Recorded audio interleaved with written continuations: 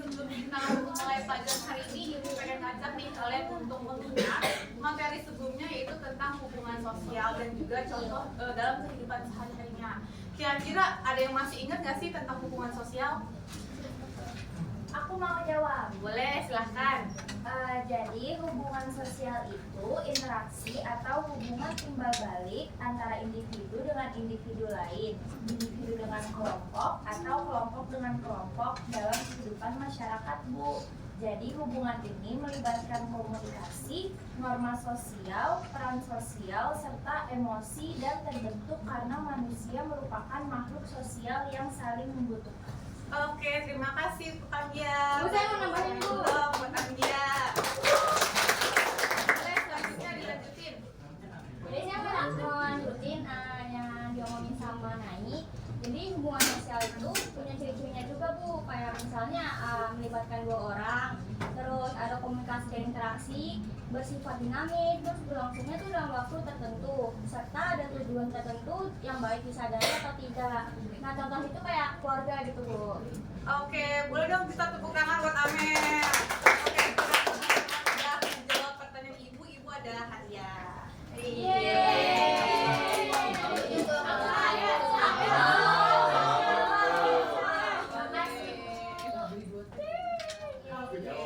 Nah, karena kalian sudah mengingat nih, Ibu tadi kan sudah melakukan teknik ketua kelas, apakah semuanya sudah fit? Alhamdulillah, ada semua Bu. Iya. Nah, jadi karena sudah pada mengingat tentang materi sebelumnya mengenai hubungan sosial, Ibu akan masuk ke materi hari ini tentang lembaga sosial.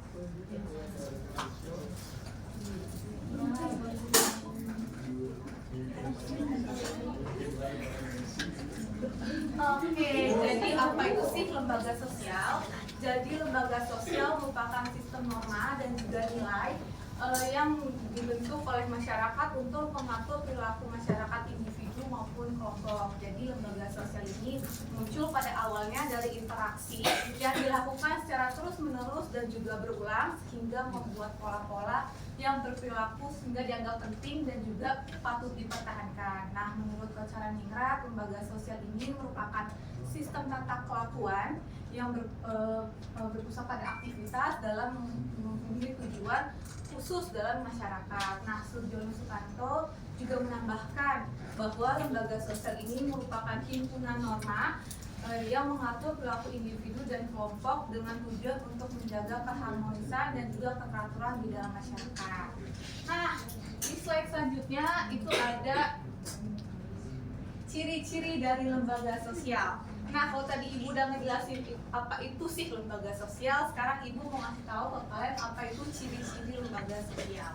Nah, lembaga sosial itu punya ciri-ciri. Yang pertama, memiliki tujuan sosial. Jadi, lembaga sosial dibentuk untuk memenuhi kebutuhan hidup masyarakatnya. Nah, tujuan ini menjadikan landasan aktivitas dan juga bagi aturan lembaga sosial tersebut. Nih, misalnya contohnya lembaga pendidikan itu bertujuan untuk mencerdaskan kehidupan bangsa. Lalu lembaga ekonomi bertujuan untuk memenuhi kebutuhan material masyarakatnya.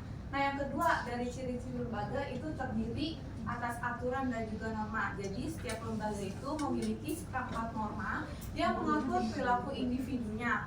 Nah, jadi setiap pelanggaran norma ini pasti memiliki sanksi. Terus yang ketiga bersifat mengikat. Norma-norma dalam lembaga sosial bersifat mengikat dan harus dipatuhi oleh masyarakatnya.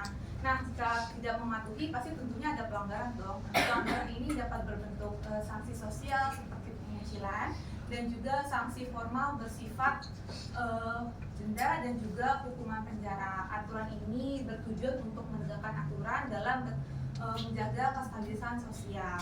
Terus yang terakhir diakui oleh masyarakat. Jadi lembaga sosial ini wajib dan harus diakui oleh masyarakat. Terus tanpa pengakuan dari masyarakat ini lembaga sosial tidak dapat berjalan dengan baik. Nah, pengakuan ini penting dikarenakan hal ini menunjukkan bahwa lembaga sosial mampu memiliki dan juga memenuhi kebutuhan dalam masyarakat. Nah, selanjutnya itu ada proses terbentuknya lembaga sosial. Nah, lembaga sosial itu terbentuk karena ada interaksi sosial yang berkelanjutan. Jadi dimulai dari adanya kebutuhan khusus akan sosial di dalam masyarakat, seperti masyarakat ini pada mulanya tuh sadar akan pentingnya pendidikan, keamanan dan juga ekonomi, sehingga memaksa masyarakat untuk melakukan interaksi dan juga mencari solusi bersama-sama. Nah, dari interaksi-interaksi tersebutlah muncullah norma yang diterima oleh masyarakat. Dari norma-norma tersebut lalu diinternalisasi oleh anggota masyarakat melalui proses habitualisasi, di mana proses ini merupakan perilaku anggota masyarakat yang dilakukan secara terus-menerus hingga menjadi kebiasaan. Setelah menjadi kebiasaan, masyarakat ini terus melakukan lembaga sosial, terus norma-norma tersebut akhirnya melalui proses pelembagaan di mana lembaga sosial dari norma-norma menjadi lembaga sosial yang memiliki struktur, peran dan juga aturan yang jelas. Jadi lembaga sosial tidak cuma mengatur perilaku anggota masyarakatnya, tetapi juga menjaga keharmonisan dan juga kestabilan di dalam masyarakat. Nah, kita lanjut nih ke materi selanjutnya, yaitu peran lembaga sosial. Jadi kalau tadi Ibu udah ngejelasin apa itu lembaga sosial, ciri-cirinya, proses terbentuknya, pasti juga ada dong lembaga itu punya peran di dalam masyarakat. Jadi peran lembaga sosial ini memiliki peran yang sentral dalam membentuk dan juga menjaga tatanan sosial dalam masyarakat melalui aturan dan juga norma. Lembaga sosial ini hadir untuk memastikan adanya keteraturan sosial. Jadi lembaga sosial ini berfungsi untuk menjaga ketertiban, menegakkan norma dan juga memberikan sanksi terhadap pelanggaran yang dilakukan, serta juga memberikan mekanisme penyelesaian konflik secara damai. Lembaga sosial juga memberikan kebutuhan untuk masyarakatnya. Terus lembaga sosial ini merupakan agen sosialisasi di mana mentransmisikan nilai dan budaya yang berawal dari norma menjadi agen sosialisasi yang diteruskan dari generasi berikutnya ke generasi berikutnya. Jadi lembaga sosial ini berfungsi tidak cuma untuk menjaga stabilitas, tapi juga memiliki peran yang sentral dalam menjaga keharmonisan dan juga mendorong peran positif dalam masyarakat. Nah, kalau tadi Ibu udah jelasin nih banyak ke kalian, Ibu mau ngajak kalian study tour. Tahu nggak kita mau study tour? Ke Jogja, Bu. Ke Jogja, Bu. Bali.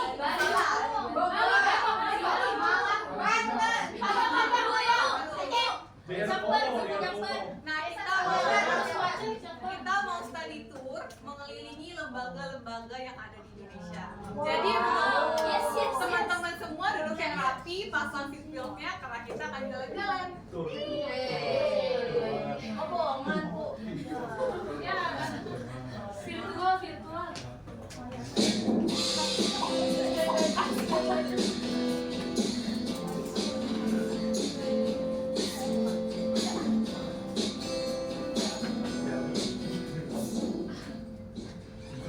Hai, aku melakukan kunjungan lembaga sosial di sekitar kotaku. Yuk, denganku menyelesaikan misi ini. Lembaga sosial berasal dari bahasa Inggris, yaitu social institution, yang merujuk pada sistem nilai dan norma sosial serta bentuk atau susunan masyarakat. Artinya, seperangkat nama sosial yang hubungannya dengan pemenuhan kebutuhan dan aktivitas manusia. Sebelum berangkat, tidak lupa aku berpamitan dengan orang tuaku. Nah, tradisi berpamitan sebelum pergi ini juga termasuk aturan yang ada untuk dipatuhi di dalam lingkungan keluarga. Itu dia sebabnya keluarga disebut sebagai lembaga sosial terkecil dan terdekat dari hidup kita sebagai manusia. Tujuan pertama kita di perguruan tinggi. Wah, ini perguruan tinggi yang aku impikan. Seperti yang sudah kalian ketahui, perguruan tinggi sebagai sebuah lembaga pendidikan yang menjadi tempat berlangsungnya proses belajar mengajar. Sekarang, aku sedang berada di pabrik roti. Kamu lihat itu? Ada beberapa pekerja yang sedang mengoperasikan mesin roti itu kan? Di sini memang menjadi pusat industri produk roti. Pabrik roti ini termasuk termasuk lembaga ekonomi loh. Sebab secara tidak langsung, tujuan dari industri roti ini untuk memenuhi kebutuhan pokok demi kelangsungan hidup masyarakat sekitar. Biasanya, contoh lembaga ekonomi lainnya nih, seperti bank, koperasi, pasar, dan pegadaian. Kemarin, sekolahku mengadakan seminar tentang bahaya narkoba. Narasumber yang datang dari sebuah badan narkotika nasional. Nah, sekarang waktunya kami bergantian untuk berkunjung ke tempat mereka. Badan Narkotika Nasional ini termasuk contoh lembaga hukum ya, yang mengatur dan menegakkan tata tertib bagi masyarakat untuk tidak mengonsumsi narkoba. Kenapa sih disebut sebagai lembaga hukum? Karena Badan Narkotika akan memberikan sanksi hukum kepada yang mengonsumsi narkoba. Oke, tujuan terakhir kita adalah gedung MPR. MPR atau Majelis Permusyawaratan Rakyat menjadi lembaga politik karena sebagai wakil rakyat negara Indonesia dalam menetapkan kebijakan-kebijakan penting yang diamanatkan oleh rakyat. Di tengah perjalanan, kami mampir ke sebuah masjid besar di kota untuk melaksanakan ibadah. Masjid ini dikatakan sebagai sebuah lembaga sosial loh di bidang agama yang mengatur hubungan antara manusia dengan Tuhan, manusia dengan manusia lainnya, dan manusia dengan lingkungannya.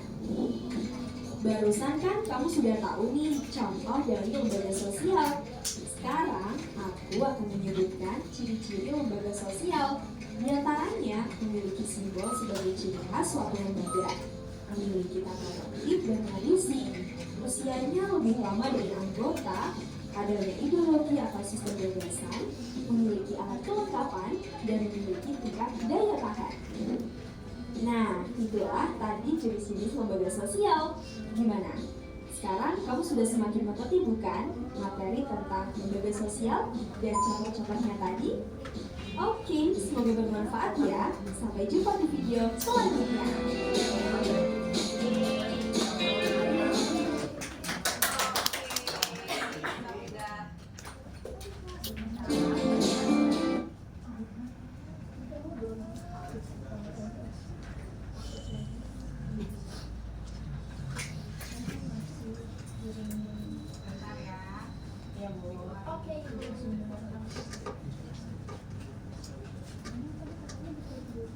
Nah, itulah lembaga-lembaga sosial yang ada di Indonesia. Gimana? Tadi turnya seru nggak? Seru. Soalnya bohongan. Next ya, berikutnya beneran. Selanjutnya ada kesimpulan dari materi kita pada hari ini. Kira-kira ada nggak yang mau memberikan kesimpulan tentang materi kita hari ini? Saya Bu. Boleh, Fitri. Kesimpulannya, lembaga sosial adalah struktur yang terbentuk untuk mengatur perilaku masyarakat dalam memenuhi kebutuhan sosial, menjaga keteraturan, dan mewariskan nilai-nilai budaya. Lembaga sosial berperan penting dalam kehidupan masyarakat seperti keluarga yang memberikan kasih sayang dan yang besar, pendidikan yang menyampaikan pengetahuan, agama yang menanamkan nilai moral, ekonomi yang memenuhi kebutuhan hidup, dan politik yang mengatur pemerintahan dan kebijakan. Melalui peran-peran tersebut, lembaga sosial membantu menciptakan stabilitas dan keharmonisan dalam masyarakat. Oke, terima kasih Fitri. Boleh tepuk tangan dong buat kita. Nah, kalau tadi kita sudah mempelajari nih tentang lembaga sosial, Ibu pengen nanya sama kalian. Kira-kira menurut kalian bagaimana sih lembaga sosial ini memiliki peran dalam memiliki nilai dan juga norma dalam lembaga sosial seperti yang tadi dijelaskan, keluarga, pendidikan, juga agama dalam di masyarakat nih. Boleh? Siapa ada yang bisa jawab? Oke, boleh, silakan.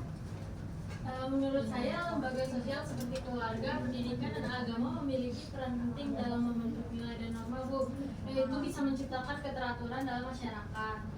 Keluarga itu menanamkan nilai-nilai dasar sejak dini. Terus kalau pendidikan memperluas wawasan dan membentuk sikap sosial. Lalu sedangkan agama memberikan pedoman moral dan etika. Ketiganya itu saling mendukung dalam membentuk individu yang bermoral, bertanggung jawab, dan mampu hidup harmonis dalam masyarakat.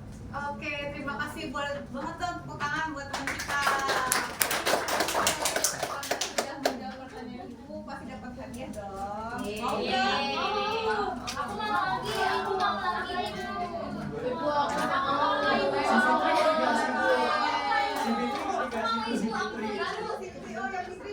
gitu ya? Hana, benar Hana.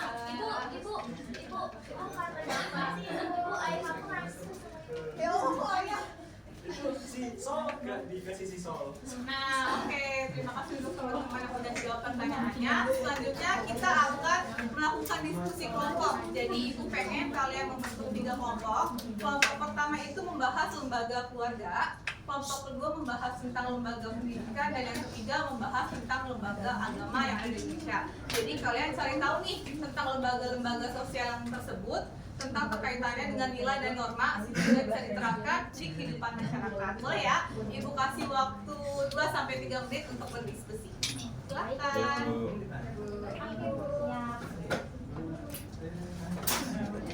Boleh? Waduh ya. Dapat kelompoknya apa? Mau lembaga agamanya? Iya, benar lembaga agama. Soalnya kita beragam. Ya, semuanya.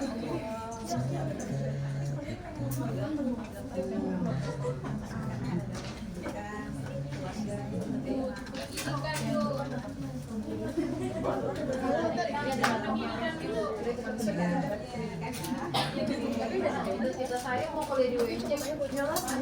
Terima ya. Cita-citanya mau jadi Sosiologi kan? cita-citanya. Oh, jadi kayak Iya, Bu. Semoga terima ya. Saya sangat terinspirasi. Terima kasih. Oke. Ya.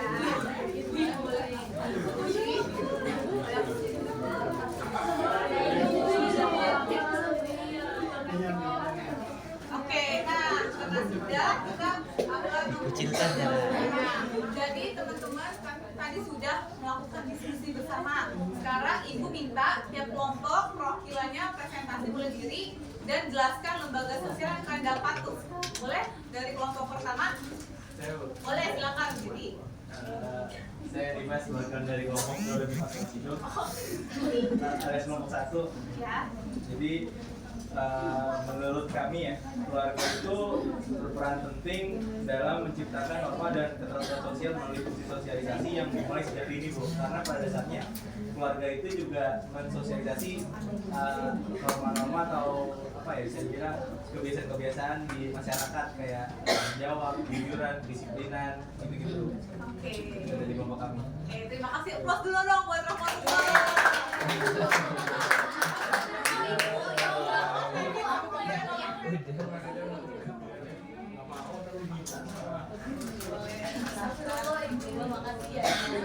Oke, selanjutnya kelompok 2. Boleh salah satu perwakilan kelompoknya untuk memaparkan? saya kok. Boleh, silakan. Jasa. Sendiri ya, Bu. Boleh.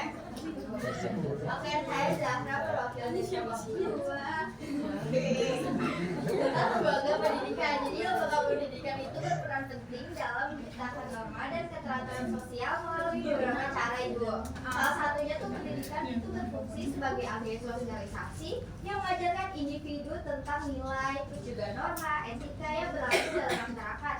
Jadi melalui kurikulum dan juga interaksi yang di lingkungan pendidikan ini, siswa itu bisa belajar, Bu, mengenai aturan sosial, juga cara berperilaku yang sesuai, sama pentingnya tanggung jawab sosial, Ibu. Itu aja kali dari kelompok kami. Terima Oke, kasih. tepuk tangan dong buat kita. Zahra, kenapa cukup baik? Mau dua-duanya. Waduh.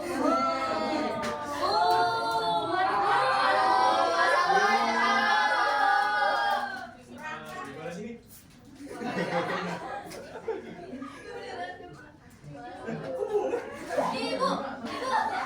Saya juga Oke, nah kelompok 2 juga. Boleh kelompok 3 memaparkan hasil diskusinya?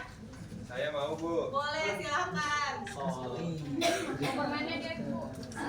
Jadi menurut dari apa yang udah didiskusiin oleh kelompok kami itu, lembaga agama memainkan peran penting dalam menciptakan norma dan keteraturan sosial melalui fungsi utama, Bu, yaitu lembaga agama berfungsi sebagai pusat pendidikan moral dan etika, mengajarkan nilai-nilai seperti kejujuran, kasih sayang, dan tanggung jawab kepada umatnya.